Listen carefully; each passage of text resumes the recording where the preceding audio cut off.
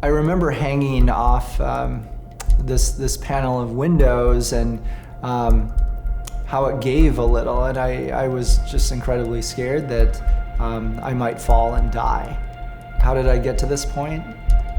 It was really desperation. My name is Christian Marine, and this is the story about how I became the San Francisco Spider-Man, one of the most prolific burglars in the history of San Francisco. The police have reported yet another burglary. They are calling him the San Francisco Spider-Man. He burglarizes restaurants and businesses by climbing through skylights and high windows. Police are baffled as to How the burglar is able to make these dangerous climbs. The evening of the first burglary, I was closing up at the health club that I worked at.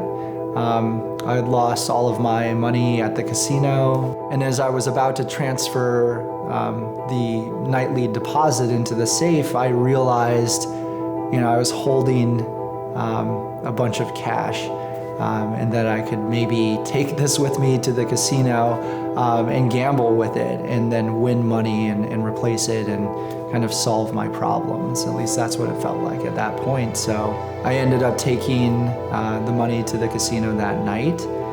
I lost it pretty quickly. It was maybe 2 a.m. in the morning, and I was driving back across the Bay Bridge, trying to figure out what I could possibly do to replace the money. At the same time, just feeling incredibly depressed and just wondering if I should just end my life at that point and jump off the bridge. But as my mind kept going, for some reason, this Mission Impossible movie came to mind where Tom Cruise is being lowered down on some ropes. That led me to think I can climb on top of a building and get in through a skylight or an emergency exit from the rooftop, and all of these ideas came together. I felt like I needed something to cover my hands, so the only thing that I had was some snowboarding mittens. I parked, maybe 100 yards or so from the concession stand and climbed the side of the building. It was one story, got on top of the roof, and there was an emergency exit door on the rooftop. So I just twisted the handle and it popped open.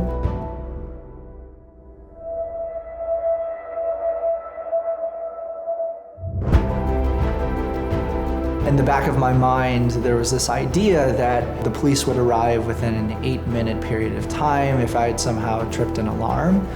So I knew that I was kind of on the clock and I needed to do this quickly. So I looked around, but I didn't see any money.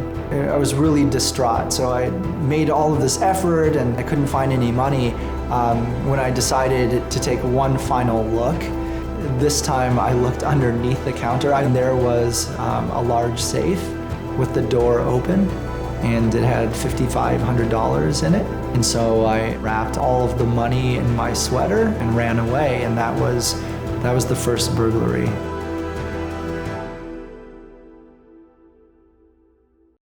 As I was crossing the bridge that night, I now recognize that was a huge turning point for me.